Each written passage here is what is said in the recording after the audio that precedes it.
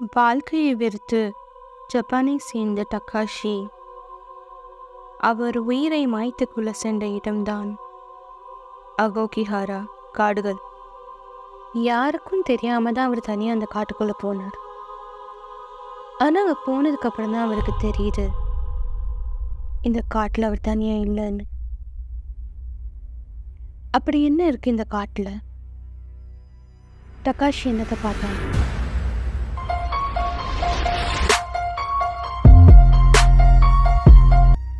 Hello guys, welcome to Husky Dusky Ruchi. நானுங்க ருச்சி. பொதுவாகவே Japan 2050 வாழ்கிறதா தான் சொல்லுவாங்க. அப்பேற்பட்ட ஜப்பானில் சூசைடோட ரேட் வருஷம் ஏறிட்டுருக்கு. அதுக்கான காரணம் ஒரு காடுன்னு சொன்னால் நம்புவீங்களா? ஜப்பானில் இருக்கிற அகோகிஹாரா ஃபாரஸ்ட், இல்லைன்னா அதுக்கு இன்னொரு பேர் தான் சூசைட் ஃபாரஸ்ட். 9th செஞ்சுரியில் ஜப்பானோட ஃபூஜி மலை வெடிச்சு அதுலேருந்து இந்த லாவா குழம்புகளும் கற்களும் சேர்ந்து தான் இந்த காடுகளை உருவாக்குச்சு. இந்த காடுகள் எந்த அளவுக்கு திக்குனா இதில் சூரிய ஒளி கூட அவ்வளோ சீக்கிரத்தில் வராது. அந்த அளவுக்கு டென்ஸான காடு தான் இந்த அகோகிஹாரா காடு. இந்த உலகத்திலேயே அமைதியான இடங்களில் இந்த காடுகளும் அடங்கும். ஏன்னா இங்கே இருக்கிற வால்கானிக் ராக்ஸ் சவுண்ட் அப்சர்வ் பண்ணிடுது.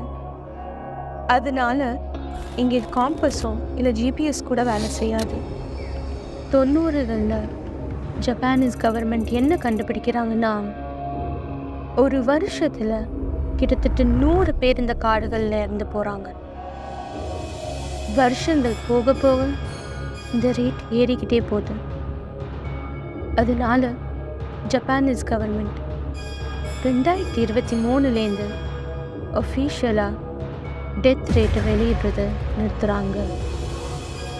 நிறைய எக்ஸ்பர்ட்ஸ் இந்த சூசைடுக்கான காரணம் ஜப்பானோட ட்ரெடிஷன்லேயே இருக்கிறதா தான் சொல்கிறாங்க.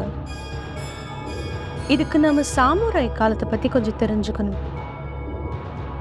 சாமுராய்கள் இப்போ இருக்கிற மிலிட்ரி மாதிரி அந்த காலத்தில் ராஜா கடியில் வேலை செஞ்சவங்க. அவர்கள் பொதுவாகவே தோல்வியை என்றைக்குமே ஏற்றுக்கொள்ளாதவர்கள். எதிரி கையால் சாவதை விட தன் உயிரை தானே மாய்த்துக் கொள்வார்கள். இந்த டார்க்கான ட்ரெடிஷன் தான் இன்றைக்கும் மக்கள் ஃபாலோ பண்ணுறதா நம்புகிறாங்க.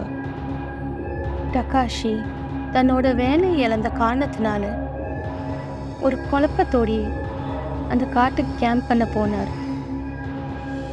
அப்போ சூரிய மறையிற நேரத்தில் ஒரு அழும் குரல் டக்காஷி எழுப்பி விட்டது. இந்த அமைதியான காட்டில் அந்த அழும் குரல் அவர் உயிர் மேல இருக்கிற பயத்தை அவருக்கு உணர வச்சிச்சு. அதனால தன்னோட மனசை மாற்றிக்கொண்டு அவர் அந்த காட்டை விட்டு வெளியில் வந்துட்டார். ஆனால் இப்போ வரைக்கும் அந்த அழும் குரல் யாரோடதுன்னு டக்காஷிக்கு தெரியலை. நீங்கள் இங்கே பேய்கள் இருக்குதுன்னு நம்புவீங்களோ இல்லையோ, ஆனால் ஒன்று மட்டும் கிளியராக இருக்குது. இந்த அகோகிஹாரா காடு வெறும் காடு மட்டும் இல்லை, அங்கே இதையும் தாண்டி வேற ஏதோ இருக்குது. எப்படி மனிதனுக்குள்ள சோகங்களும் வெறுப்புகளும்னு ஒரு இருட்டு இருக்குதோ அது போல.